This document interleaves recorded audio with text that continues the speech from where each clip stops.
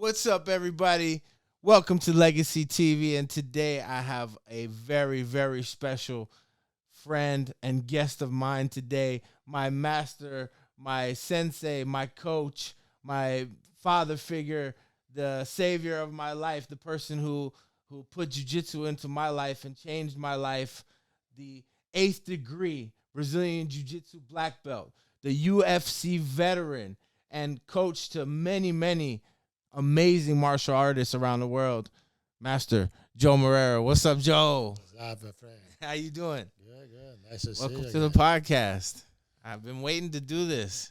There's not much my way. I like it being with the gear and jump your neck.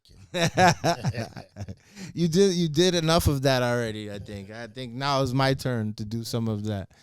So, Joe, what do you think? What do you think of the podcast? Nice? It's nice. You saw I put the gorilla for you to represent. I got this old trophy. Remember this? Awesome. This was the first trophy that I got from being a coach, and I always kept it. I had some medals and stuff I threw away, most of them, but this meant a lot to me because You throw away your medal. yeah, not because this meant more to me because I remember from when I started, you always groomed me to be a teacher, to be a coach. So this really meant a lot to me. I kept this because this is who I am today because of you. I meant you have you be good man. This is what you now. Thank you. It's If you be good coach, you be good father, but the more important, you be good man. Yes, you are now. yes. Father, good instructor, good martial art guy, and of course. I just got my fourth degree from you guys, the federation meeting, and you the other day. And that's the moment when I was getting my fourth degree. I was telling some of my students, and I didn't tell you, but I was gonna tell you, and it's perfect time to say it now. Is I turned myself towards you, away from everybody else, and I went back to being a white belt again, and listening to you talk, and the way I used to look at you, and the way everything you said was like God was telling me. It was just like a big trip down memory lane for me. So when that was happening, it was one of the most gratifying things for me because I realized like I am who you want me to be now in my life, and I know that the things you were saying to me now, I can be proud of who I am and who I've become and who I'm continuing to become and trying to become every day. And the more important, I want now you make your should be the good man look like you are now. And That's the goal. this is the goal. That's the goal. Yeah, so that's what I wanted to talk to you about today. The goal of being who Master Joe Moreira is. Like, where did that come from? Like I was just a small, like I think sometimes like I even tell you I get a little bit jealous, Joe, like because I see you pictures with all your other black belts and stuff, and I'm like I miss being under Joe's wing those days. Like what made you so powerful as a coach that you could just say something to me so easily, and that you could say anything to me, that you could change someone's life with one sentence. And then where did that come from? Like how did you start even in jiu-jitsu? I want to know from the beginning, how old were you when you started jiu-jitsu? How did this whole journey come to where it's at now as to be one of the best coaches in the world? I follow the guy who put me on the mat. This is what I'm going to do now. I remember I have 5 years old. I live in the front of the beach. I played the all sport in the beach, soccer, surf, and I want to be there. But I have my old brother. He's no more in this life, but before he left, he making me be the man I am. And of course, I have a lot of helps from my master too. But everything started from him. The way he put me in the mat, he don't have the view if I be the competitor, the champion. I go all over the world, jiu-jitsu. He's deal and making sure I be away from the problem. So you were like 5 years old, if I'm not mistaken, when you went to your first jiu-jitsu. That's the way I Do you have memories of that, like being on the mat at that age? Everything. That's so crazy. I remember I don't want to step in the mat, cry. And I don't want to be that tell for my brother. I want to surf. I want to play soccer. I don't want to be here. Yeah. And he's forcing me now. You go, you go, you go.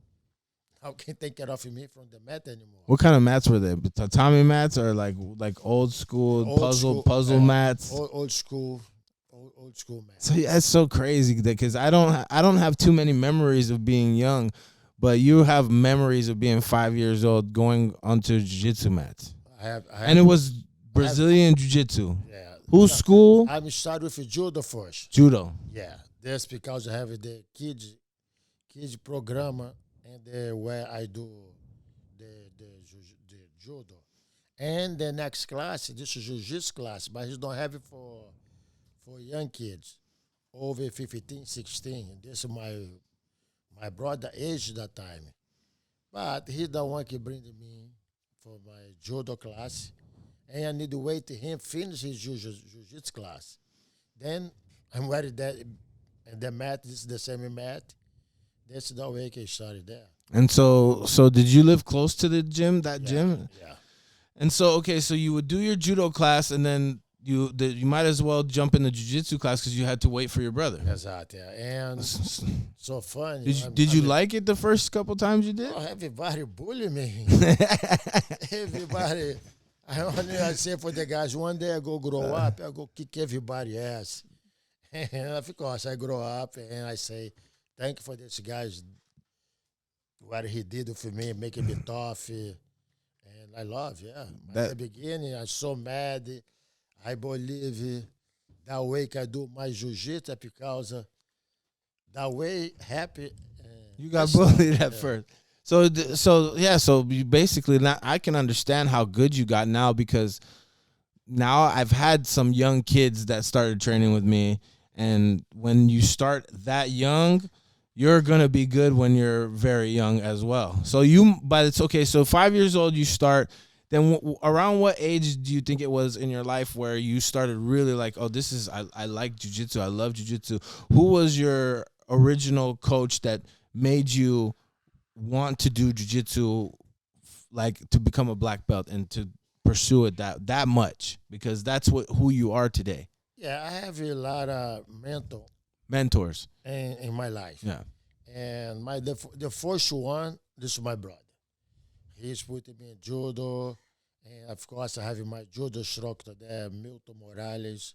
He don't live anymore. He's rest out in the way. peace. Yeah. But my brother there, after he finished, you need to do that some more because you have a better view. He's ready to do martial arts. He did judo and do jiu-jitsu. And finish my judo class. I need to be there in the jiu-jitsu class. Of course, he have his class, but all the time he pick it up and me, do this, do this, do this. Because this is big kids coming to you, do this, do that. Yeah. He don't mad the guys, he let it go. The guys bully me because I believe. You knew it would make you tough. Yeah, this is the way it go, make me tough. But with age 7, 8 years old, yes, I'm starting to be more interested in jiu-jitsu. I'm very good in judo. Judo, yeah. And you like judo. Yeah. But this is my sport. Yeah. And the time there, I don't remember I'm a little kid competing jiu-jitsu. Yeah. I remember my judo competition when I'm a kid. So juvenile, rough sport too. Yeah. tough skin. My body now pay for this. But I love this helping me for my career, for martial art. And so 7, 8 years old, you start to enjoy jiu-jitsu. Yes. Did you start competing in jiu-jitsu at that age? About 12 years old. 12 years old. So you had already had been training. I like because I have fun. I feel more comfort fight in the ground. So you were like, was there a kids system and belts? Because right now there's like 700 kids belts. Yeah, you have a. But there was white, gray, yellow. No. You have a white, yellow, orange, green, Green, then blue, then purple. Yeah. then you go for that. So you start competing at around 12 years old in jiu-jitsu? I started competing at 12, and I started teaching the same time too. I bet you're already really good. Yeah, no, don't teach. I'm in the instructor. No, I'm in the Helping, for learning. for the instructor. Yeah. And the school where I started that time, you have a judo program there. Yeah. And okay, I don't pay for the school. I need to be there for helping for the instructor. And this will go for my whole life to university. So you're basically train. How many days? Train. How many days a week do you think you would train? Every day. Seven Every days a day, week, like you do now. Exactly. Has anything ever Nothing- changed? nothing That's so changed, crazy. So okay, so you're training. When did you get your black belt? Age? 18 years old. 18 years old. What like? How? I mean, at that time was jiu-jitsu pop? It wasn't as popular as it is now. So, No. but was it like these days? You get a Brazilian jiu-jitsu black belt, it means a lot. Did it mean a lot to you at that time? Yeah, of course. This is I started judo first. I have my jiu-jitsu black belt first. Yeah. Okay. And I'm very trained judo. I'm very big name in judo. But I'm no black belt yet. I compete against black belt. I beat a lot of black belt. In judo. But I'm no black belt yet.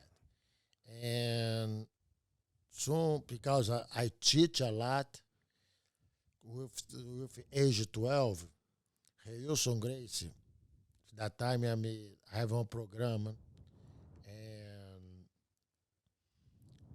and Carson Gracie for the kids. You want the instructor there, he's Mário Copertino e Fernando Magalhães, Pinduca, né? He's my instructor there. Purple one, the both ones is purple belt. Purple belt. Yeah. And I have a lot inside to be training more jiu-jitsu. These guys making me fall in love more for jiu-jitsu because I have a lot of kids. I can't go against the kids. Before only big kids, for sure the guys only beat me up there. And I have Wilson Grace, having one school by side, Carson Grace. And he's ready for open one school in the other city in Gavia. Nice city, rich city.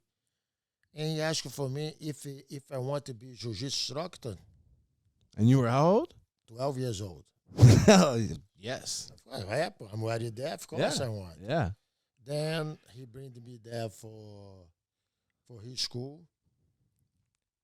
Desse da way que I met Master Mansur too. Master Mansur, yeah. And in the morning, I went to train judo, 5 in the morning to 6:30. Then I go for the school, the 7 to 1, and 2:30 to 7 o'clock. I'm in this program for be instructor for Wilson Grace. Wow. And 2 times all day, Monday, Wednesday, I train judo for my team compete.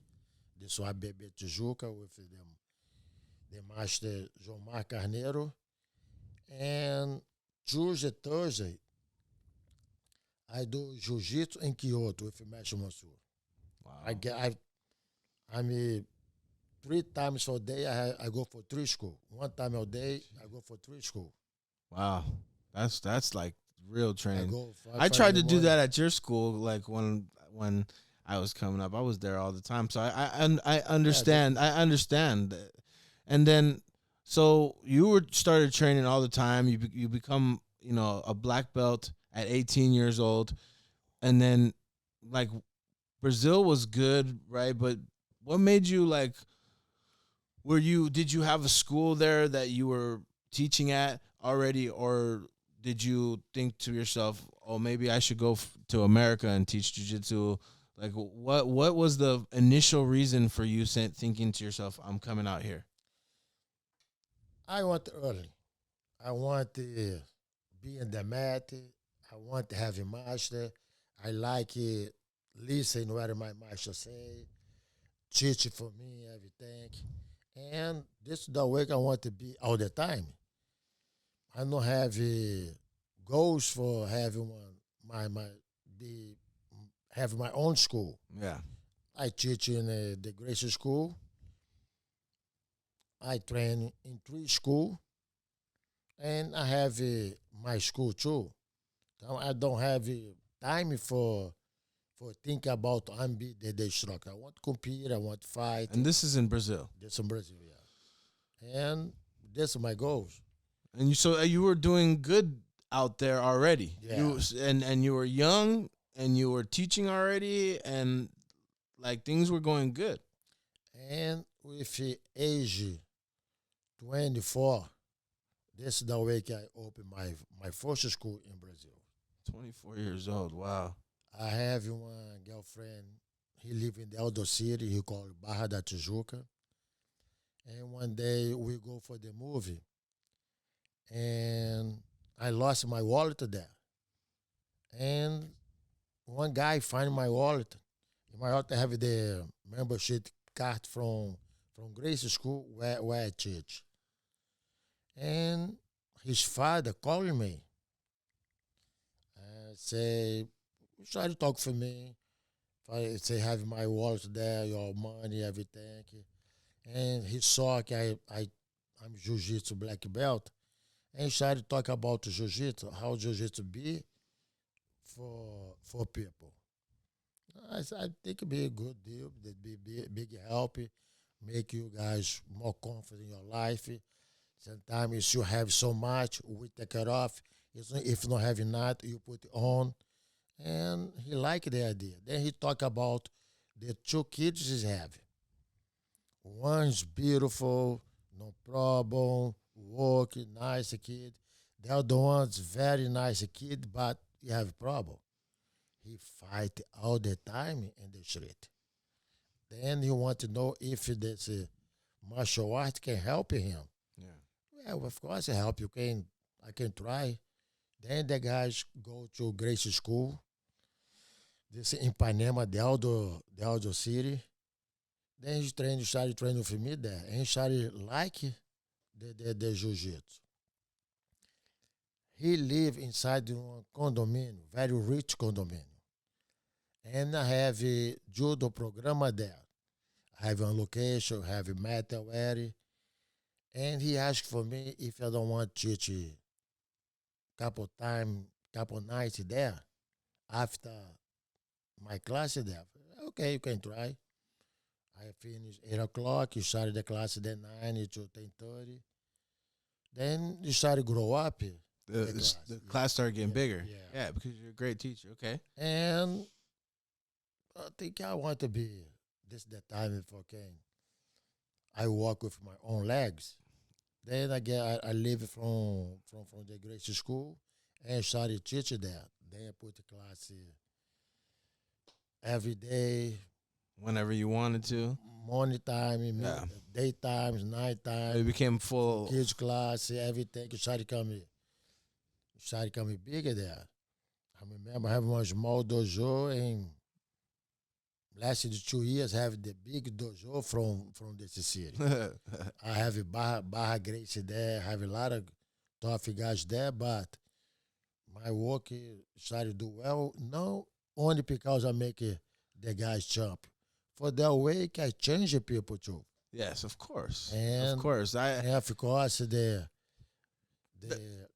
understand the president, the manager from this condominium, you want to meet there. Yeah. First, because of this guy can make a problem there inside the condominium. He became a better person. All the time I have problems. He's the one he called me. I come over there, and he be relaxed. And he started change. He started coming better person too.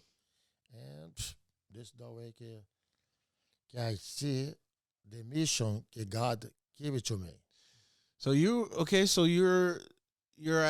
at this point, you have a very good school. You're teaching all the times of the day. And this is in Brazil. You're where you've been your whole life. I'm sure you didn't know any English then. I'm sure no. I still don't know. I will share my own English. If you guys want to understand, They you don't want need- to be good. I remember. I better you understand my English. No, I remember I asked you one day when I think I was probably white belt. So I said, Joe, you've been here a pretty long time. How come you haven't like got a little bit like like legacy? Your legacy. They need to understand me. I don't need to understand that. You might come good. I better you understand me. So I train with a lot of Japanese guys. He's only talking Japanese, and I live in Japan for 1 year. Oh, I love it. I need it. Yeah, you need to Need figure out what understand. I'm saying. Okay, so the school is doing well. You're in Brazil. What happens that you end up coming to America? Then I married the mother from my kids. Ludmila. She the one that instructor from inside this condominium. She ballerina, and she teach dance. And I met her 5 years before, but nothing happened. I decided to see her again. Then we married. And year after I married, this guy, Wilson Grace, the way he put me on, making me instructor, and teach beautiful jiu-jitsu for me. The true jiu-jitsu where a lot of people forget with self-defense, with everything. Yes. And he come to U.S. Then he called me. He say, if you don't want to come too, because whatever he proposed for me, whatever he say he want to make with me, not to work. But that time, I'm no kids.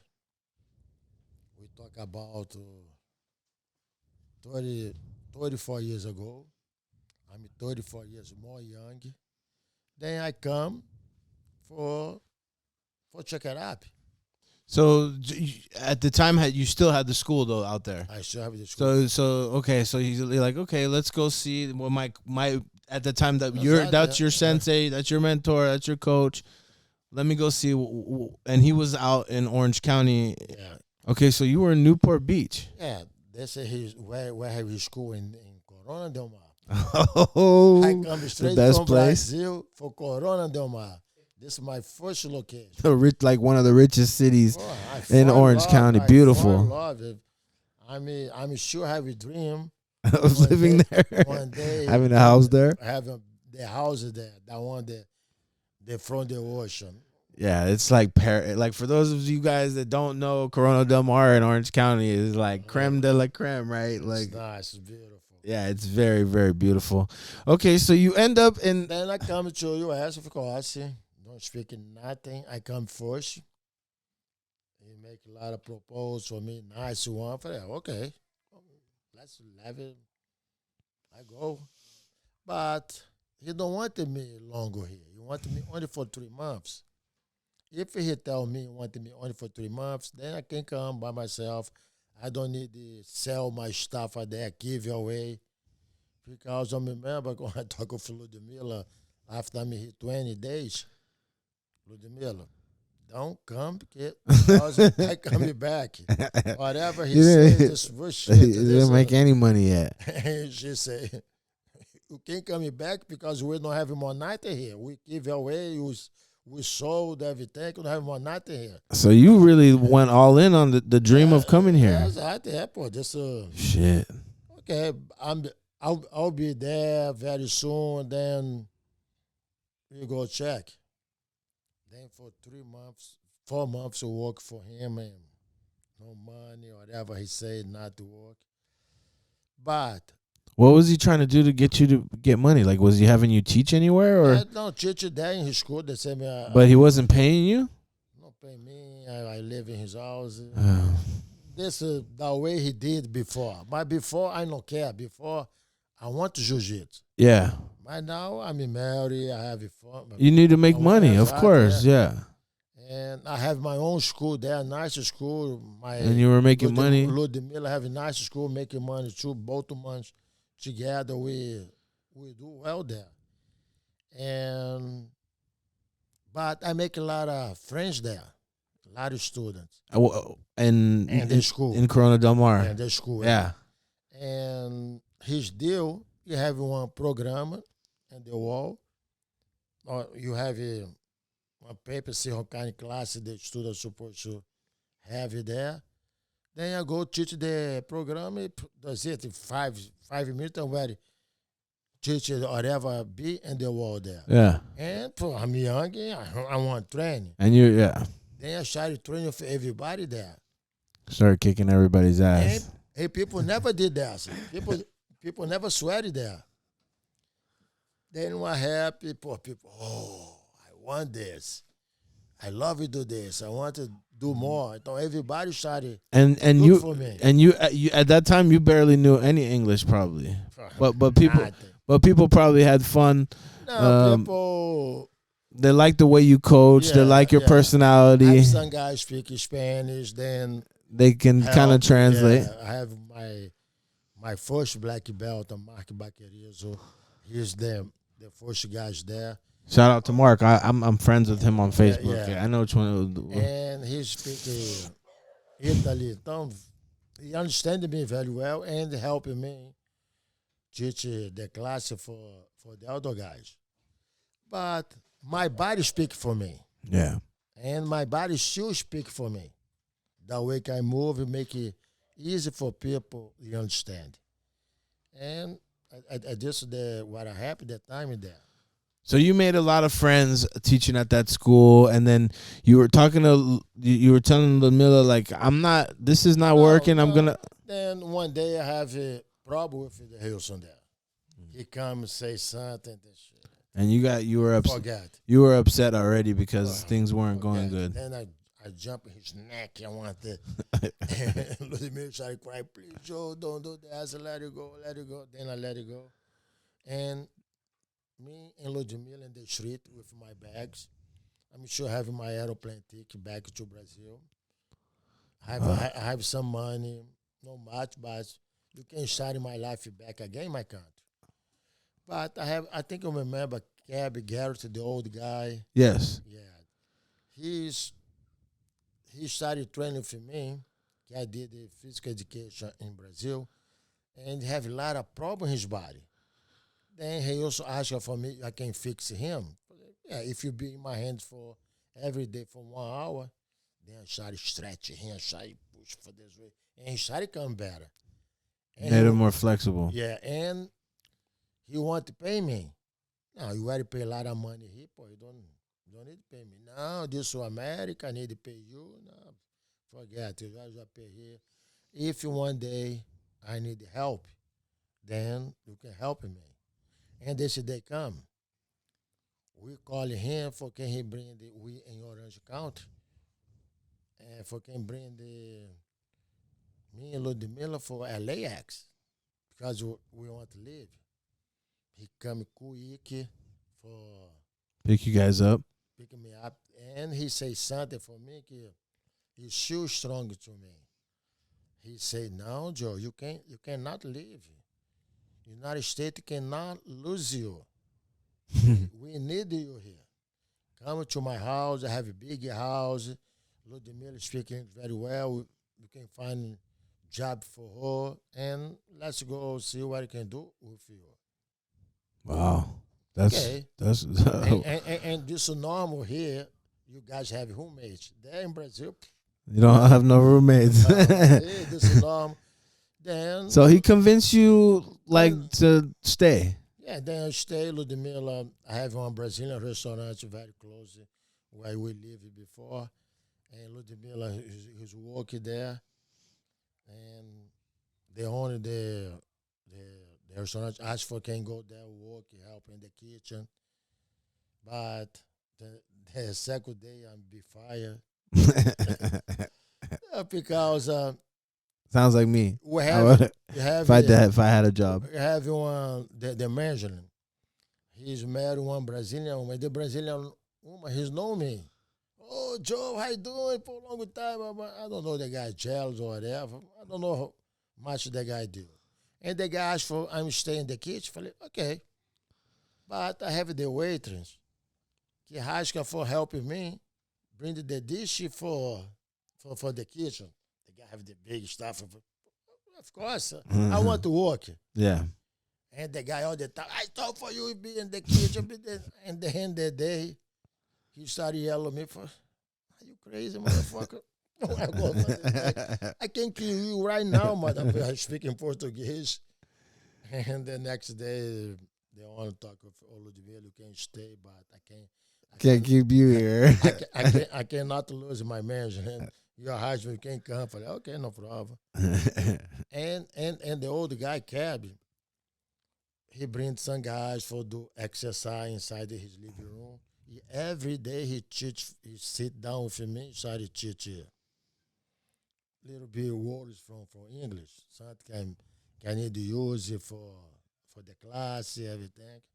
And this is the way I started to grow up, everything. And you started teaching. And then I started teaching in his garage. The garage. I have one guy in Orange County. He sell geese, gloves, everything. He know everybody. And he one day go train with Wilson. And he trained with me. He's big guy. We have 7 black belt in martial arts. I look like a little paper in my hands in jiu-jitsu. And the guy loved, never saw people do that on me. Oh my God, is this martial art? You the man. But come he come back there, bring a few guys for training for me. I'm not there anymore. And Wilson told me I'm back to Brazil. And 5 months later, I show up in his stock. I want to buy the mat. Then he saw me. Oh, Joe, you here? Oh, he also told you back to Brazil. Blah, blah, blah. Then I told a little bit what happened between me and him. Hey, son of a gun. I know he sure owe me a lot of money. Don't pay me. I know him. But no problem. I go help you. I go bring the lot of student for you. And he did. Oh, shit. He did. That's cool. He make one flyer. Come see one new martial art from Brazil where you can punch and kick and the guy only go lock you, bring from the ground and submission. Yeah. Every day, come in my dog garage, 5, 6 guys for check it up. Every day. That's so crazy. Day. And I need to do what he put in the fly. I can't punch you back. I can't do nothing. Yeah. So you had to, what you do on your like used to do. I'm not sure if you do like you used to, but yeah, you make them show that they can use jiu-jitsu when someone's I still do that. Yes. And you know that's the out task I do. Yeah. And jiu-jitsu against punch and kick. Yeah. And this is what I did with the guy. But you know jiu-jitsu. The guy lock you, the guy have you tap, you never be hurt. This is more tough martial art from the world, but it's nice because you never be hurt. Other time the guy can catch you because you have the real situation, the fight, you tap, then can go again. Yeah. And this the guy started doing, you can go again. Okay. But you died already. Yeah. Your arm was broke if I didn't let go. The second time, if I have any bond, I need it. Yeah. If I have the neck. Yeah, you gotta make them understand. For make sure she not go again and again. No. But I did in the nice way. Yes. And people, wow. That's 6 months, I have already 85 students in my garage. Then the guy need to open one school for me. Wow. Wow, that's so crazy because now it's so different, right? Because jiu-jitsu's popular now. So like for someone that becomes a black belt or whatever to go open a school is one thing because it's already got jiu-jitsu already has a name. Whereas in your time, like out here it wasn't popular yet. You need to make you made it popular. You need to make the whole sport popular, the martial art popular. People knocking your door for check you. To see what. Oh, you think you're tough? Yeah. So okay, that's amazing. So you start teaching, things go well in Orange County, and then I'm assuming that like you had started to build a big following out here already because Orange County is a nice area and there's a lot of there's a lot of fighters that are from this area nowadays as well. And I think in that time period, I don't know if the UFC was starting to get big, but my question is, no FC yet. Not there. There was other Vale Tudo fights were going on. Not much. What happened? I believe you started making the jiu-jitsu more popular. I started making competition. Jiu-jitsu competitions. Yeah, this is what I did there in Brazil too, because I compete a lot in my life, but no jiu-jitsu, judo, yeah. And in jiu-jitsu don't have a competition, especially at the time. That's what a lot of people don't know is that you brought jiu-jitsu competition. You were the original jiu-jitsu competition out here. I opened the door for IBJJF. We make it the first and the second Pan America together. We make it the first World Championships in Brazil. I make one American team for compete there. The sponsor don't come through, but I pay for my money for 6 guys come over there. These guys bring the trophy, the second play for me. Wow. And so you were the original, like IBJJF Pan American Championship, World Championships out here in America. You had your hand in it. That's crazy because of how big it's gotten now, and I know you continue to start to throw tournaments, and you did that for a really long time. I remember carrying the mats back and forth sometimes. But what's crazy is like I remember I've seen pictures of you like with like everybody, like Eddie Bravo. There's a lot of people used to compete. BJ Penn used to. A lot of people. Bravo, All the original people that are instructors now were competing in your tournaments. Yeah, what a trip! And then so you have jiu-jitsu tournaments going on, and then the UFC begins. How did you end up? Then UFC come. Yeah, how did you end up doing MMA? That was one thing I wanted to know. Because you were already doing MMA by people challenging you basically without rules and without a cage. I don't do MMA. I did a lot of Vale Tudo, no holds barred. But what that way we did it before. We don't do it for money. We did it for honor. For you protect your flag from your school. I go for the guy's school, then only me, him, from fight, for one tap, for one say, okay, no more. It does it. Then shake the hand, we leave. This is what I did a lot. I don't fight much in the street. I did a lot of fight, charge people, or charge my school. Then I'm in the man, come over there, he fight with the guys. And then UFC come, and John McCarthy, he's the one. John McCarthy, yeah. The referee from the UFC. Big John. People who already know my name from my instructors, from the competition. Of course, your name was very big, and you're still very big. And jiu-jitsu started to grow up too. Yes. Royce showed the effect from the martial art. Then I showed the effect for the sport. And I teach that time in the LAPD. And John McCarthy and Tony Pascoal, this is the 2 guys main instructor there. He trained with me, and he's loving my jiu-jitsu. Then he asked for me if I want to fight UFC. That's Okay. crazy. So you training with John McCarthy, who's like, for those of you who don't know, he's like one of the OGs, pioneers, the Everybody first knows. UFC referee, and he's been around the sport a long time. He's now a successful commentator.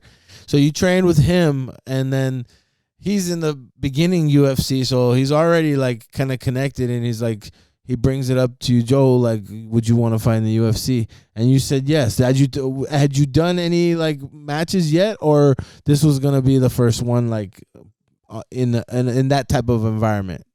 Before this happened, Allan Gosh come to US. Shout out to Allan Goes. What's up, bro? And he's supposed to teach you for one guy. And he's want to open one school for him. And Allan Gosh left from Brazil. He's inside the plane. The guy called me. He said, don't want to open the school anymore. Pô, mas Allan Gosh were in away here. Holy shit. I don't care. This is not my business. Blah, blah. Then I come over there. I go pick it up Allan Gosh the airport. He stay with me. That time I have a two school. Allan Gosh. We talk about Allan Gosh with 20 years old. Me, tough kid. And he beat my old student, have only me for being charged for him. God damn, Allan Gosh, I'm old, man. I'm almost 40 already. Now, then I started training every day with him. Exercise, fight the real situation, jiu-jitsu, everything. Then Allan Gosh, poor Joe, why you don't come back here, fight again? I'm too old. I mean, I need to take care of my family. I need to make money for my family. Poor Joe, making money, go there. You're still on. You're still good. And He was pushing you like he wanted. and he come this opportunity from UFC too. Because of Allen. So Allen. No, because at the same time. Allen was already fighting in Yeah, he started fighting my non-UFC yet. He fight in Japan, and all the competition there. Yeah, me da one que treino. So was he one of your sparring partners for the first UFC that you fought? He's my carrasco. He have idea. I can't believe. I mean, I can only imagine. World champ, 20 years old. I wish I could see that. You all the time. He called me, let's go trip. I can get off on the bed. Oh, let's go. Then I need to go. Then I back home again. Now I'm like, that's like legendary training. That's crazy. So and come this time, then we everything set up. Not set up. People know me already, but never saw a fight from me. That time no have so dog, that's everything. Then the people make one close the door fight for me. The guys from UFC. That's online too, right? It's on YouTube. People can Google it. Yeah, he bring two guys for a fight with me. Then he was for me, who's the one to be the I have one guy big. I want the big guy first. Then this guy come.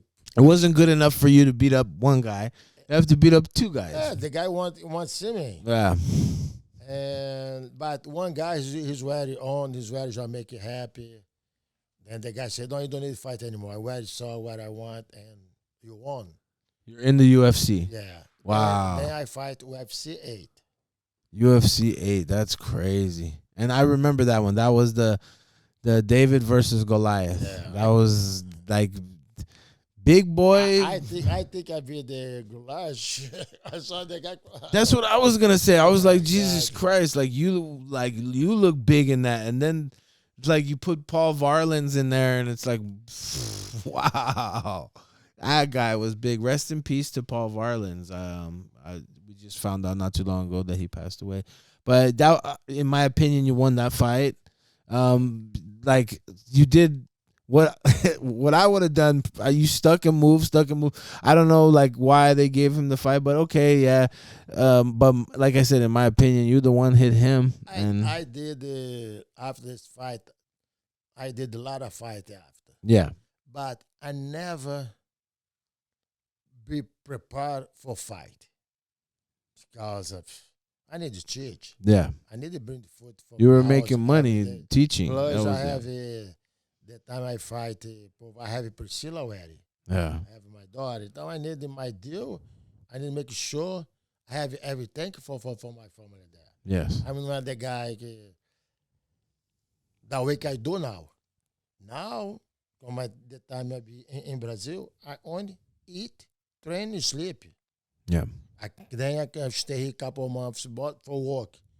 My 2 months there in Brazil, I only train, eat, That's sleep. it. That's it. So I never have this kind of life in my whole life before. But of course, if evil guys call me To fight.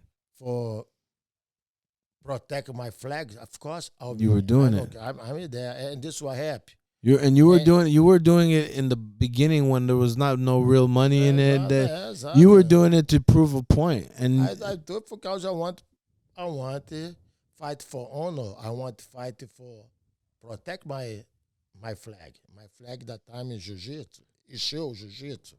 so I have a question, and you fought in the UFC, so I'm assuming as soon as you fought in the UFC afterwards, and you were in Orange County at the time, correct? When you fought in the UFC?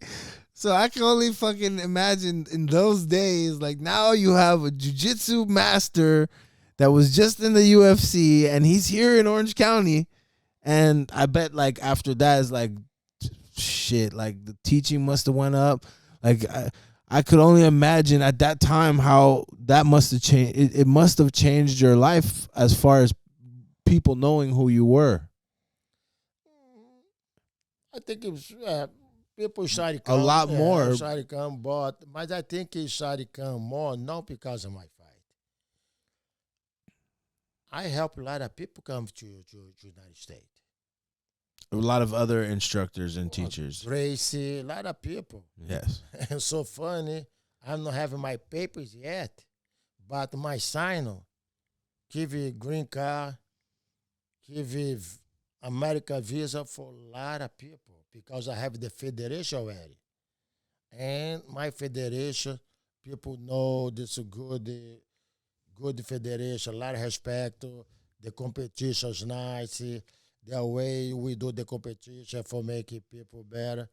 And the immigration, go. You paved the way for people to come here and start teaching. And I bring the tough guys from Brazil. From Brazil. For people because we don't have a black belt yet. Yeah. Então for people try to see the way the jiu-jitsu supposed to look for this high belt and open the door for IBJJ now. Jiu-jitsu all over the world, big sport.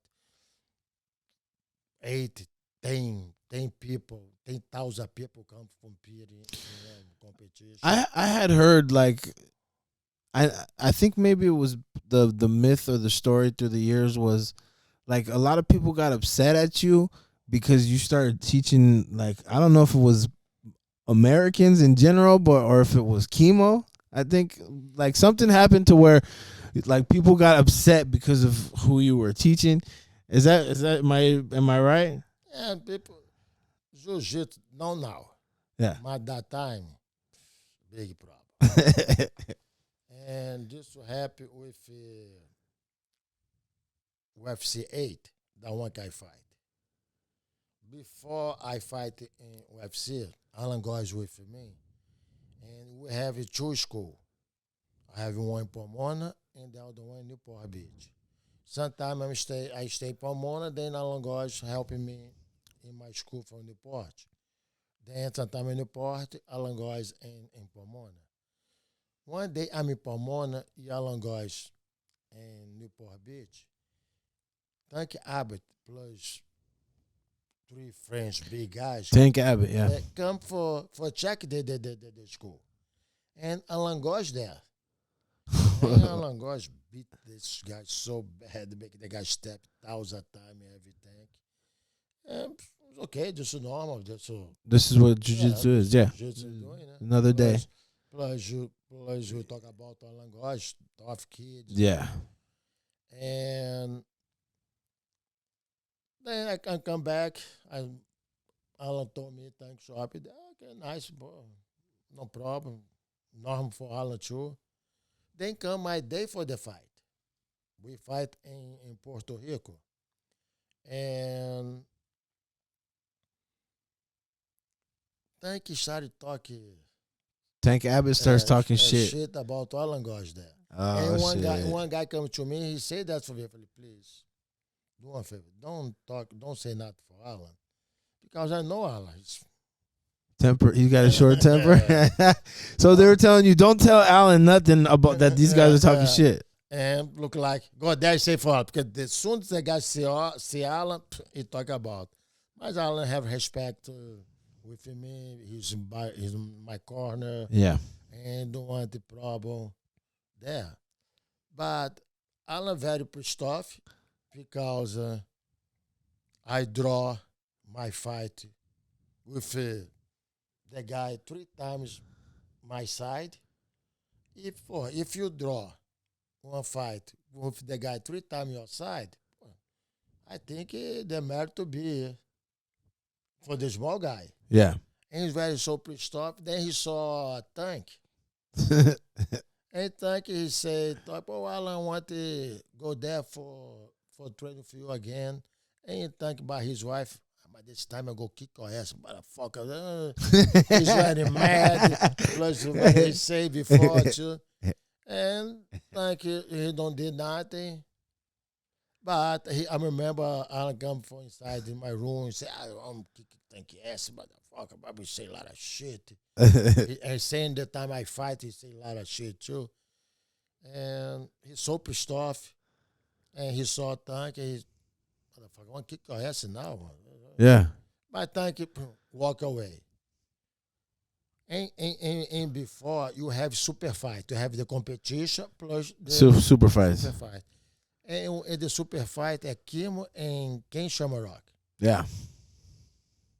And I remember me, Ludmilla, and ex-wife from Allan Gosh see the fight. There I saw Allan Gosh close the cage, watch the fight. Then I saw Tank walk with 80 guys and direct from Allan Gosh. But that day, this is Friday, this is the week I have UFC before, we have a lot of guys, my dad. So you were with a lot of people too? Yeah. Coming down, the problem. So Tank come closer to Allan, 50 guys from my side jump with his guys. Oh, shit. Then Royal Rumble. Put everybody wrong way, blah, blah. But this in Puerto Rico, have only one flight go back to the U.S. to California, and California, yeah. and everybody left the next day, 6 in the morning. Only the guys involved in the UFC. All your friends left. Everybody, students, friends, his friends, people come from Brazil for see my fight. He left. Everybody's left. gone. Only people involved in the fights. The UFC que stay. Então, with this 80 guys who want Tito Ortiz, Paul Moreira, this everybody, he's still there. For quem leave Sunday, the Paul Herrera, Tito Ortiz, those are friends of. They were friends of Tank's. Yeah. And only me, Allan there. Então we inside the lobby. This was Saturday night. Then I saw Tank come inside with everybody again. Against us. And you guys are just a couple of you. I said, Allan, I think today be a good day for that. What's up, Joe? Stand up. Then Kimo, he's wearing the hold about the fight. He's in the lobby too. And his friends, big guy too, he saw the situation. And Kimo come by my side. This guy by side Kimo. So I have 4 guys. Big guys now by you as well. Yeah, he's ready to go. Yeah, we're ready too. You have 80 guys, but it's a lot of little guys. And Tank, he changes away. Yeah, not today. Then, so Kimo came like, he's like, you guys are not jumping him today. He come for. Kimo's a G. He come for. Ready to fight for you. And he didn't even know by you. your side. Then And you hadn't even talked to him I yet. don't talk yet. Then That's crazy. he by He's my a cool side. I dude. say, "Poor Kimo, thank you for your attitude." Yeah.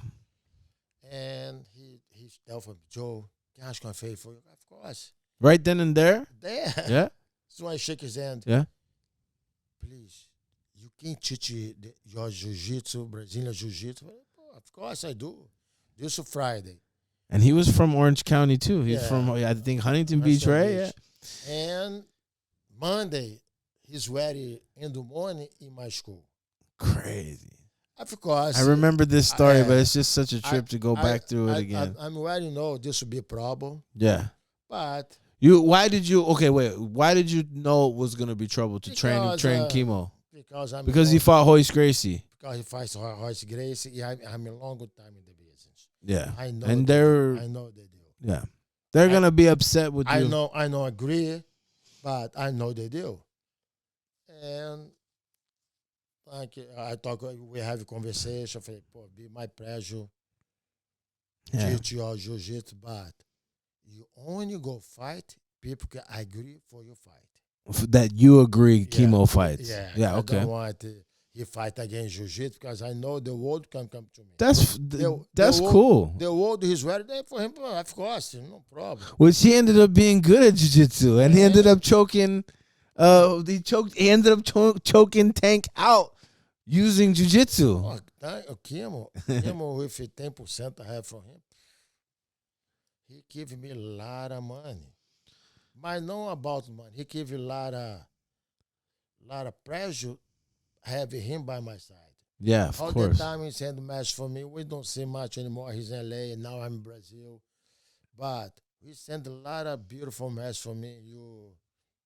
You're my daddy. You my everything. He lived with me. Yeah, no, he's always been the coolest. And something I don't know the world to know.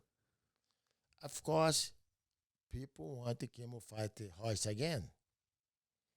And Kimo come with me one contract de $1 million. Wow. We talk about for me. Some of that is yours. 100,000. And he said, Joe, this will be a problem for you. This would be a good problem. It's a problem I might want to have right now. This is what I have in mind. This one problem, maybe. Yeah, let me think about this. Fuck. But he saw, I know this will be a problem. Wow. Rip the contract in my friend, throw up in the trash. I don't want problem for you, Joe. I want to have you by my side for the rest of my life. Oh. Kimo's a legend. Shout out to Kimo. Miss you, brother. Wow. Yeah, that's crazy. Yeah, I mean, I don't remember him ever having fights against anybody that was a jiu-jitsu guy after that. No, never. I never even knew that. That's crazy. That's just makes Kimo's story even better. And Kimo is a legend of the sport as well. And I feel like kind of like the same way that he does about you. I think a lot of people do. Then come Marco Ruas. We're happy with Marco Ruas. Marco Ruas was the UFC heavyweight champion. Yeah. And we started working the same school in Beverly Hills. In Beverly Hills. You have one rich guy. He opened one school and he put the wrestling, vale tudo. Make smart everything. He did everything in one place. And he put all the best guys for church. For Pancrase, had Batihuta, Vale Tudo, Marco Ruas, Wrestling, Marquer. For Sambo, Tatarov, and Jiu-Jitsu, he put me. Wow. We there all the time. Then we started training together. I know Marco Ruas before in Brazil. But you hadn't trained with him yet? Because I'm Jiu-Jitsu and he's no luta livre. But people, because he fight together with the guy for luta livre long time ago, some people think he's luta livre. But we have a lot of friends. These friends, the same tell me, Joe, he's Jiu-Jitsu, but he's a very nice guy. Marco Ruas is Luta livre, but he's very nice guy. So all the time we was there, oh, how you doing? But never Trained together. be good friends yet. Yeah. Then we started training together What did you guys train the first few times you trained? there in Beverly Hills. Like, no, but I'm saying, like, did you guys train jiu-jitsu or did you guys train MMA? Everything. Like, Then we started to be friends. Then we started training everything. We train a lot of jiu-jitsu, no gear. Wow. he's really good too, huh? Wow. I can only imagine. Tough. It looks like you guys is like tough. bodies, like the two of you. Very, very tough. I can only imagine the way you guys were in those days. Fuck. Then UFC called me again, 30 days before my fight. Then he called me for fight again, UFC 14. UFC 14, yes. Okay. I'm nowhere, but I never go say no for nothing. Okay, I do. Was it how much money? Like, just out of curiosity, like how much money at that time UFC 14? Like, it had to be something, but like around how much do you remember? I'm making $50,000. Wow, that's not bad for that time. That's not 25 for UFC, 25 for the sponsor. sponsors. Yeah. That's where the money was at. And I have then Marco Ruas helping me for the fight. He helped train you. He Yeah. got you, help you get ready. Shit, I have it 27 days in my life. You can never go forget. For 27 days, I did fight every day. Marco Ruas, Pedro Rizzo, Allan and Marcos Vinicius. Jesus. The time the Marcos Vinicius, I'm sorry, Marco. Somebody else you need to pay for. I lost tooth training with Pedro. Boom, my tooth go away. Oh, somebody else I need to pay for. And after my fight, every year I do my annual seminar, promotion the belt, and barbecue. And Marco Rua show up there for the barbecue. Then I surprised him with one diploma for black belt. Shit, the whole world come against over me. No match with Kimo, but with Marco Rua, yes. So because okay, so let me get this right. So because Marco Ruas was a luta, they considered him luta libre guy. Yeah, his Ruas very good. And you had given him his Brazilian Jiu Jitsu black belt. Yeah, I don't give his black belt. I give him one diploma because, in my opinion, he was a black belt. The tough ones. Yeah, and one of the best ones. Of course, yes, I know exactly. I understand. Yeah. So you gave him his certification, his diploma for. And his of course he has his accept, and he look at me, Joe. Let's go give it problem for you. I don't care. You're my friend. You're helping me for my fight. He was your training partner, yeah. And you knew what being a black belt in jiu-jitsu was because you were one. So if for you to say this guy is my training partner, this guy's a black belt, that it is what it is. If you don't like it, tough shit. In my time, for you to be a black belt in jiu-jitsu, we need to know little bit everything. Everything. This is the way I grew up in jiu-jitsu. You're supposed to, the jiu-jitsu, this is the from the all martial art. You train everything. You need to be able to deal with the punches. You need to be able to deal with everything. And you get to a good position and finish the fight. I remember you have one interview with me here, Allan and Carson Grace. And Carson Grace asked for me, why you give the black belt for Marco Ruas? I don't give his black belt. He's wearing a black belt for me. Yeah. If you people think he's not, come check it out. I did, and I signed underneath. He's the good one. Yeah. Black belt. Yeah. And my Marco, he teach, he train. He don't use gear. He don't use a belt. You use a short to short. This is the way he teach. No this gear. Is the way he can train. No heavy gear. Wow. No belt for him. This only people because Marco Ruas and people come against him. Then the other way I told for you, Carson, you already know for quem be in all time for can be one black belt, we didn't know they all martial arts together. This is the man. He trained everything. Yeah. The only thing he's don't do much because we don't let it go. He's doing competition.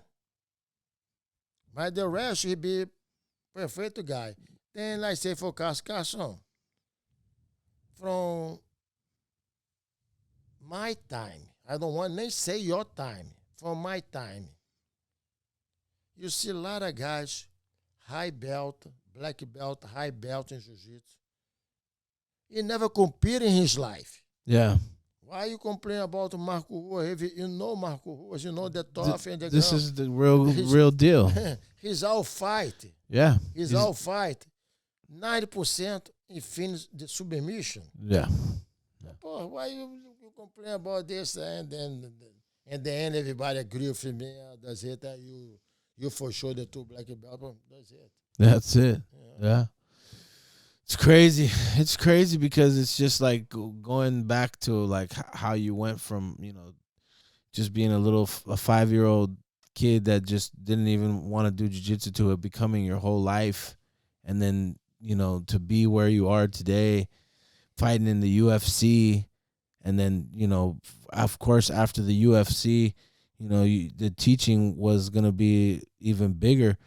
And then you fought that night in the UFC and you won that fight. And then from what I remember, like you were in the back and then you found out you were having another the baby was being born or something like that. The junior now. Shady coming that What's up, day. Junior? And he's not supposed to come. He come 1 month early. But I don't know this will be the anxiety. Because I never say I want to leave.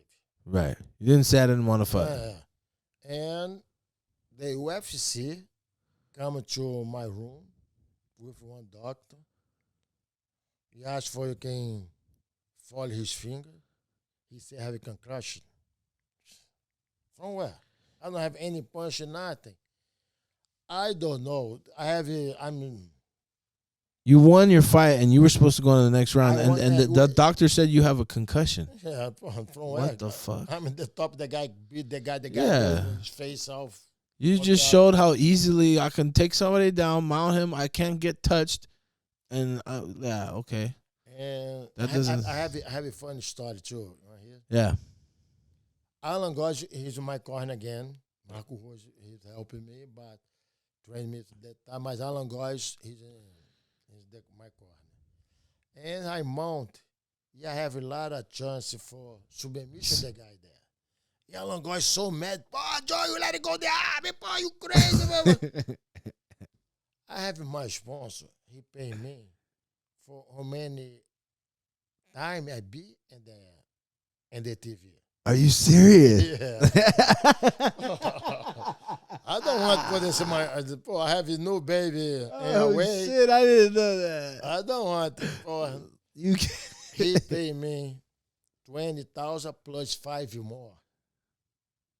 So happy you see his logo the whole time. His name for 15 minutes in the TV.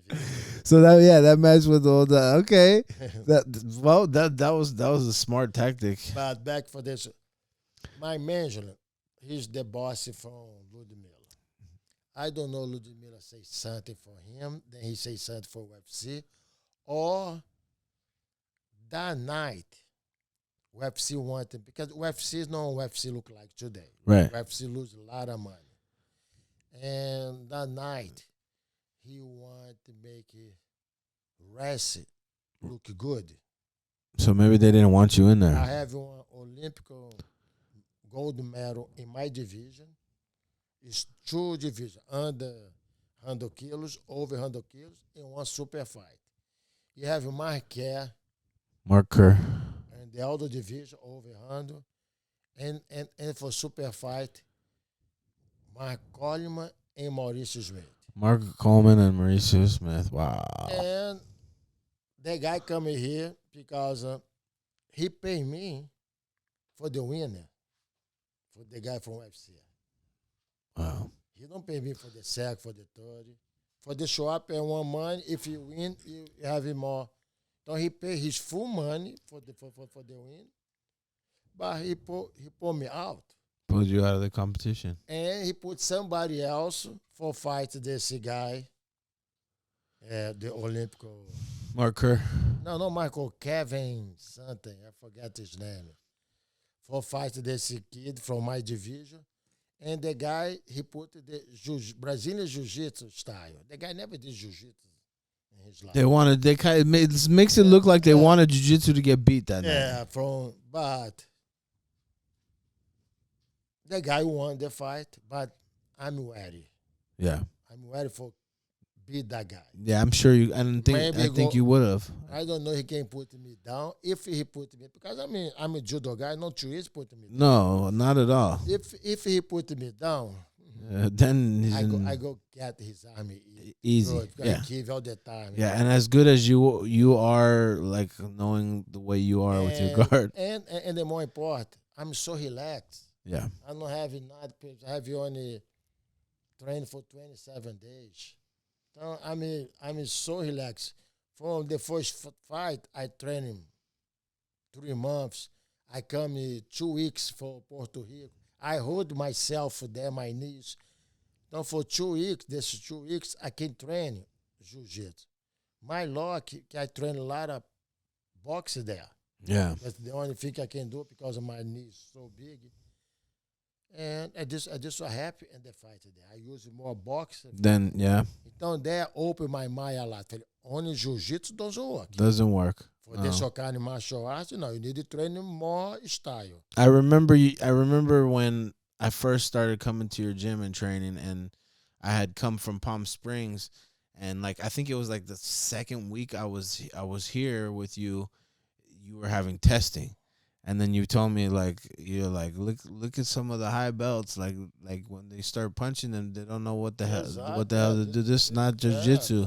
And that's when I knew right away. I was like, yeah, in order for you, even like as a high belt, like I know a lot of people that are like black belts and stuff like that who've never been punched in the face, and they walk around like they're the toughest guy in the world. But if you get a guy that's got good jiu-jitsu and he knows how to do the other stuff too, you're gonna have a big problem. And you might think, oh shit, I just so happy, I don't know. My manager talked with UFC for to put me away, or the UFC wanted me away because he's scared that you're gonna win the whole thing. Because he want to call somebody else with a big name from jiu-jitsu, but I'm no area because I'm a chichi, everything. Yeah, and he know I have my wife pregnant, everything, but he called me and yes, I say yes then. I did, and they're just so happy. And then that was it. And then I'm sure after that, that's kind of like, I think like what probably like really blew you up at that time as far as your name, because you had just won in the UFC, and now at the time it was getting a little bit more popular. And then that's when I'm assuming after that, because what I'm bringing it around to is that I believe this will help. Yeah, because you have so many affiliates now around the world, and what my question is after the fight, after that UFC, for me, what it seemed like is you became completely immersed in being who you are today, which is being a teacher, and not only just a teacher at just a regular gym, because that's one thing like that for me, and that's sometimes difficult to do every day. But this is like many schools around the world every day. This is your life. You're traveling and teaching now, it seems like. So is this when that started to happen after that? I believe this will help you for grow up my name. But people saw now make it more easy for the world because the internet so small now, everybody know everything, and people see the difference from my jiu-jitsu. This is simple jiu-jitsu, very effective, and work for anyone. 100%. Exactly. You don't need to be super athlete or so flexible. No, I have a principle que help anyone can do jiu-jitsu. I 100% agree, and I think a lot of times, like when you do seminars, like in the beginning when you're talking about the principles and the rules, I think like a lot of people they're listening, but I don't think no offense to anyone, but I think they don't understand completely what you're saying. I do Yeah, because take you longer. yeah, it takes time for you to Take your understand time. what you're, because you're talking on a different level than a lot of people, Joe. Yes, When you yeah. talk about jiu-jitsu, like for you, the way you break something down is just so much bigger than someone can understand because you're basically describing Exactly. the whole Every game. take it from base. I understand it when I started talking for the beginning guys. Hmm? Principle. He's in the church. I don't know, man. But my soon I started teaching very simple move. Wow, now I understand. Yes, 100%. Don't make this don't wake up. 100%. Sorry, And you know, I'm noticing it even more nowadays because like I wasn't going to the competitions very much to take my students for a long time, and now I've kind of started to take them again. And my style, I like to think like I'm one of your students that went from nothing, like literally learned you every are my son. You need to no, but you I'm saying are, I'm man. one of them because you have many of them, but I'm one of them that was with you from baby to a man. Like I learned everything. My style is you, and I'm so thankful for that. But what I'm realizing is like now that jujitsu's come full circle and it's changed, it went away from a lot of the basics, and then now when I take my students, I can see like they just do the stuff that we do, and they destroy everybody. So I 100% see what you're saying, and the other thing that I really wanted to tell you is like the role that you play now is the most important role because for me, jujitsu was like I was going in and out of jail, and I was getting in trouble. I was living a gang life and girls and drugs and money, and I was lost. And the only thing that was saving me was I really wanted to be a rapper. I really wanted to make music. And so I was chasing that. That was the one positive thing that I had. And I didn't have anything else. And at that time, going in and out of jail, I started to realize I don't want to be in jail. This is like I have to become a part of a race, and they have to hate the races, and I have to fight against 100 people every day, and I didn't want to live that life. So when I finally got out, I started really moving my music around and making money and doing something. That's when I started paying attention to the UFC, and I saw the jiu-jitsu, and I knew how to punch with my hands because I had done boxing and I had done a lot of street fighting, and I had been jumped many times by a lot of people, so I always was good with the hands. But then I saw jiu-jitsu, I was like, oh my God, this is so cool, I gotta learn it. And I went and I trained at one of the schools. So when I was selling CDs one day, I see this big sign that says tap out on it. And I'm like, I'm going to sell him a CD. He does that UFC stuff, maybe. So I pull up to the guy, sell him a CD. He says, go and see. I'm like, hey, bro, where do you do that shit? He's like, go and see my instructor. His name's Kurt Rojo. I said, oh, okay, where's it at? And he's like, it's in this place called Cathedral something. It was like a sports club, Cathedral Sports Club or something like that. So I call him and I go there and I train, and they're training the carpet. But the guys are all really good. They're fighters, and like, it was tough, and like my knees were all scraped. 3-4 days I trained there, and then I didn't like it too much. But I remember the first night I came home and I'm throwing up in my shirt, and I was like, how the hell did the guys do that to me? I thought I was tough. And 3 days goes by, I'm selling CDs again. I run to this guy named Gilbert, who's now one of my black belts. He gives me the flyer to Ramon Diaz's gym, and I go to Ramon Diaz's gym. And I start training there. Like I'm there probably 3 or 4 months, and it's just going really well. The 3 or 4 months is like the best time I'm having in my life. I found something new. I love it. Ramon was one of your black belts. And across the horse too. Yeah, Kurt was your black belt too. I didn't know this yet. So I'm training at Ramon's gym, and I'm starting to fall in love with jiu-jitsu. I like his program. I like the people there. Shout out to everybody that was a part of Palm Springs Jiu-Jitsu, and rest in peace to Ramon. But yeah, I started to love jiu-jitsu.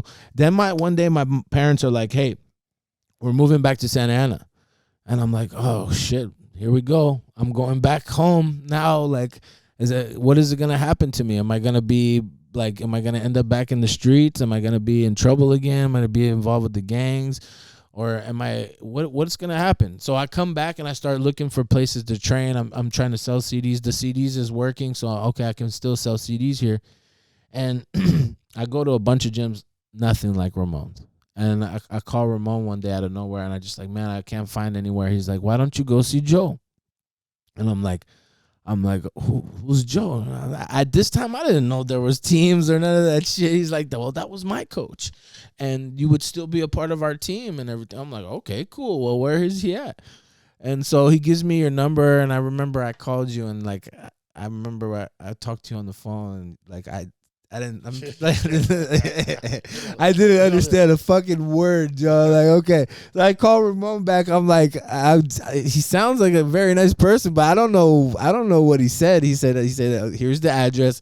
Go over there. You just trust me. Go over there, train with him, and pretty soon you'll understand what he's saying, which was very true. I ended up being like your translator after a while. But yeah, so I came and I met you that night, and I remember that night. That first time I met you, when I walked in there, I was just like this godfather, like this feeling like that I need this person in my life. And I remember one of the very first nights that I started training there, you actually pulled me aside and you told me, like, you're going to be very good one day. You're going to be my instructor one day. So you saw something in me that you saw something in me at that time that I didn't see in myself, because for me, it was just like I wanted to train. I was starting to get pretty decent. And then here comes this father figure, this mentor, this legend that I didn't even know nothing about, that's telling me, like, this is going to be your life. This is going to be good for you. You need this. I'm going to make you a good fighter. You're going to be a good teacher one day. And when you told me that completely changed my life, because I never really had nobody that believed in me for anything outside of like music. My homeboys would be like, yeah, you need to rap, but I don't think they genuinely thought I was gonna make it in music, but that was their way of trying to keep me out of trouble. But for you to tell me that, it was like this voice of God, like telling you this is gonna be something that's gonna take care of you, and you need it in your life. And because of you, I completely changed. I started to do well. I started training. I would come morning, afternoon, night when you were doing privates. So those words were driving for me. I would say me now. I was like your son, like almost like I would call you when I had problems.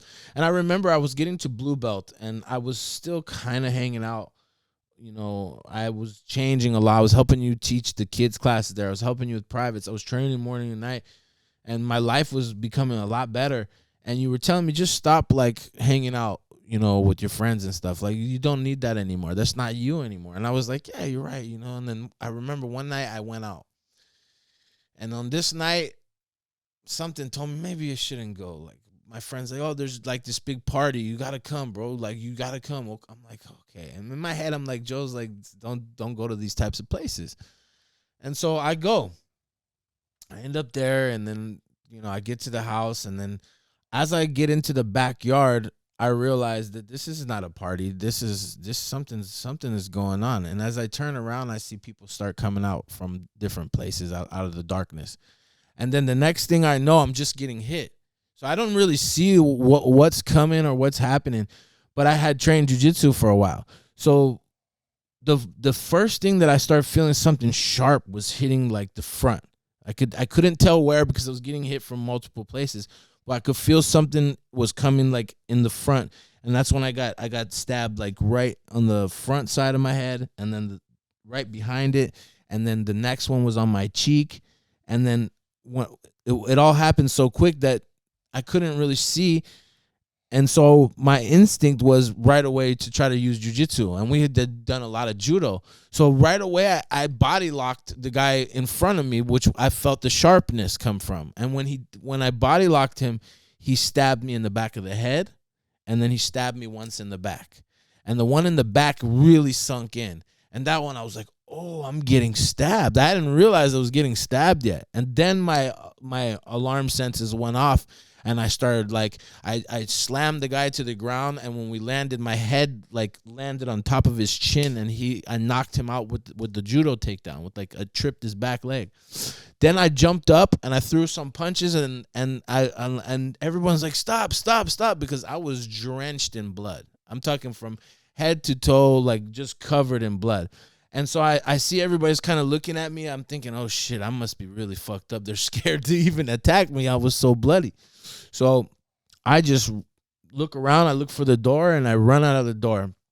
Or I had made the space, I had done what I needed to do to protect myself. I didn't know how bad I was fucked up. And I ran, I got to the car, and I remember my car was parked in a cul-de-sac, and it was parked facing like backwards. So I drove backwards, like all the way out the cul-de-sac. And I started driving, and my first thoughts were, I don't know why, I wasn't going to call my parents, but my first thought was, I'm going to call Joe. And this is one of the first times that I had called you and you didn't answer the phone. And it wasn't normal because at that time, like you were calling me all the time, making sure I was in class. And I'm like, oh my God, he's not answering. And so I called the other instructor that was at the gym at the time, and he answered, and he's like, oh, well, are you okay? And I'm like, I don't know. And that's when I looked up in the rearview mirror, and like I felt the back of my head. And when I felt the back of my head, I felt like the flap of skin hanging. I said, I'm pretty fucked up. I might need to go. He's like, you need to go to the hospital? I said, yeah. He's like, okay, come here and I'll take you to the hospital. And I went to his house. As soon as I got in the car, he sat in the car, and he looked at me, and he rolled out of the car, fell over, started throwing up. I'm like, do you want me to get your wife for you? He's like, no, it's okay. I'm going to take you to the hospital. Put a towel over your head. So I put a towel over my head, and we get to Hoag Hospital, which was right by your house at the time. And I'm walking into the hospital. And as I'm walking into the hospital, I have no shirt on at the time because it was so drenched in blood. I have no shoes on, just covered in blood. And as I walk into the hospital, it's you and Gisele sitting there right in the front. I didn't know why you guys were there, but when I saw you, like, I remember your skin color. You're a dark guy, Joe. Your skin color went to light in a couple seconds, and I felt the most embarrassing feeling in my life when I saw you there, because I thought to myself, fuck, he had told me to stop. And I didn't know what to say to you. And then you're like, what happened? And I'm like, I got stabbed. And they took me right in the back and started stitching me up. So that was the day that I realized everything that you said I should have took seriously, and I should have paid attention. And that's the day that was it for me. But you did. That was it for me. You did, of course. And you need to pay a little bit. yeah, and after that, I didn't leave the gym after that. I literally just jiu-jitsu became my life, and that was it. And I knew from that moment on that I was never gonna let anything like that happen to me again.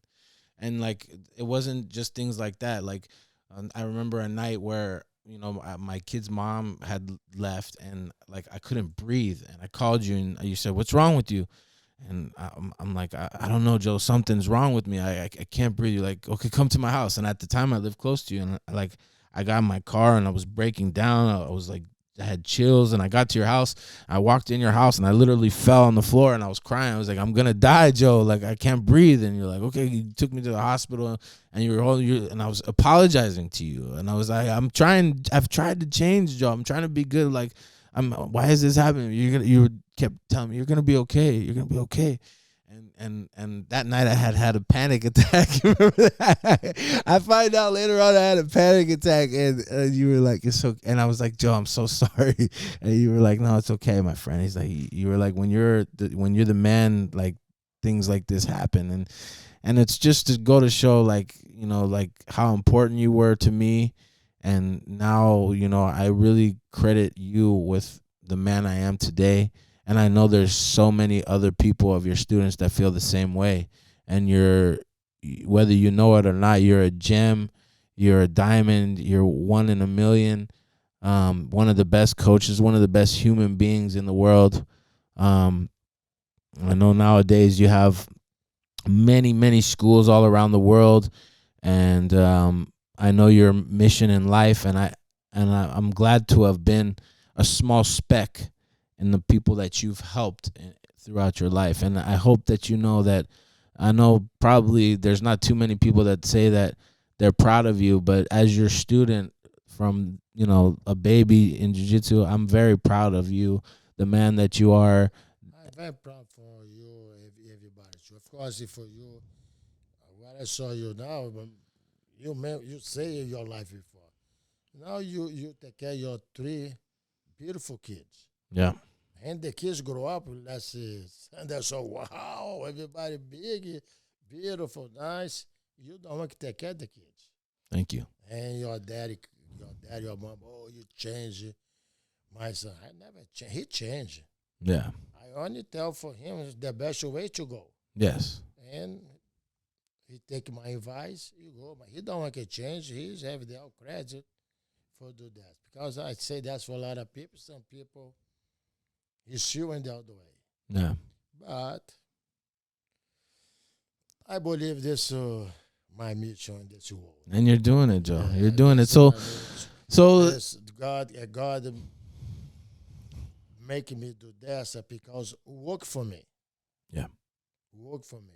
My brother, this is his view.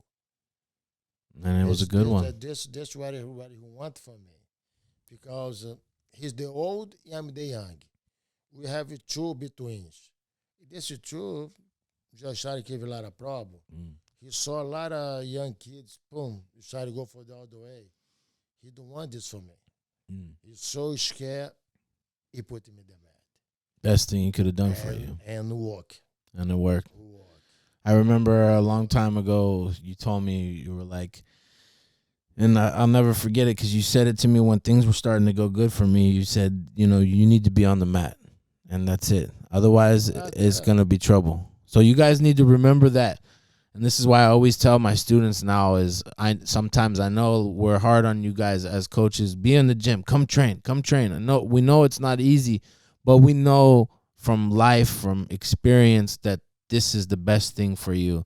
This is what's going to keep you safe. This is what's going to keep you in the right way for the rest of your life, and that's jiu-jitsu. And I agree with him.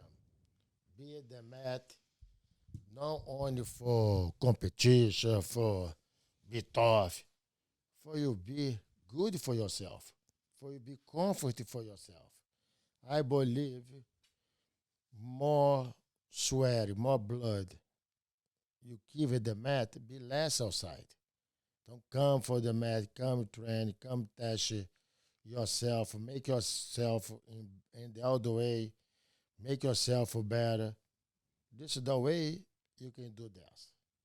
If you do this, you understand what I talk about. I don't need to speak English very well. I need you guys be there for you guys see the feel, the big energy the mat can give to you, and the way he can change your life. Did it for me, did it for him, for sure do it for you too.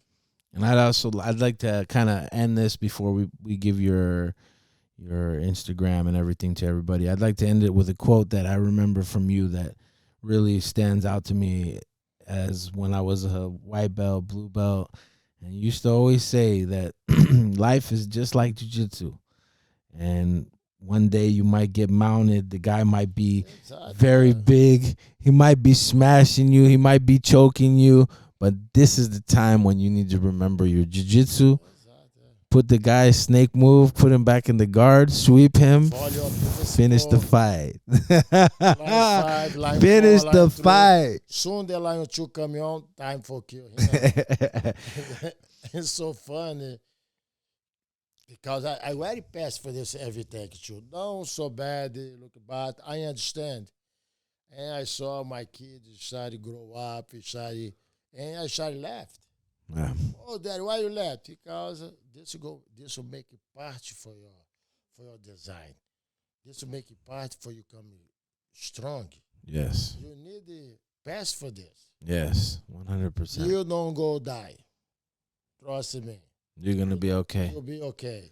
But you need to feel that way. I feel too. Now I don't need to say my age, but I'm not young anymore, and I believe you should have a lot of deal I need to do in my life. Yes, a lot of jiu-jitsu to teach, a lot of people to help. But I'll talk about the problem too. Yeah. But I'm more wary. I'm more comfort. I understand. I go in. You're going to take care of the situation no matter what. Exactly. Yes. So Joe is doing seminars all over the world. He already does them all over the world. And it's kind of hard because we barely get to see him out here in California anymore, which I've been telling him I miss him. But we know that there's a purpose for Joe, and that purpose is to be there for the world. And I completely understand that because that's the goal for me as well, has always been through music and through my platform now and whatever I can do to be of service and give back to the jiu-jitsu community. I'm going to do that. And so, Joe, if there's any plug, like as far as like how people can get a hold of you for seminars and private lessons and things like that. And I know you also have a association which people can be a part of online. So if you can let everybody know the locations, the @s of how to get that. For my Instagram, this is Joe Moreira Jiu-Jitsu. Joe Moreira Jiu-Jitsu. For my website. Instagram. JoeMoreira.com. JoeMoreira.com for this is the website. My phone number, my Zap, 949 254 254 7624. 7624. Get a hold of Joe if you guys are looking to have a legend of I have a friend. Legend of Brazilian Jiu-Jitsu. And then one last thing, Joe, like you're an 8th degree coral belt. Just out of curiosity, when are you getting your red belt? My master talking for me next year. Oh my God. I'm coming old. Joe, you got listen, please. You cannot do that without me being there. Yeah. I have to be there. I don't want to say that. I feel, oh my God. So many people are gonna want to be there for that. No, you know what? You make jiu-jitsu look good. When I tell people about jiu-jitsu, I say, like, as I'm getting older, I'm so glad I'm doing this because I look to you and I say, wow, man, at his age he looks still young and you look great, Joe. And I want to thank you for coming and spending some time today with Legacy TV. My goal is with this podcast, with this platform, is to bring up jiu-jitsu, to let people know about this beautiful martial art and about life experience and all the other things. So thank you for spending some time with us today and really telling us your story and also being part of my journey. I appreciate you and love you always. Sorry, my friend. You can't leave me anymore. I've been knocking out all that time. I miss your neck, my friend. All right, everybody. Tune in to the next episode. Like, subscribe, and share. Tell a friend. Tell your mama. Tell your daddy. You know how we do it. Peace.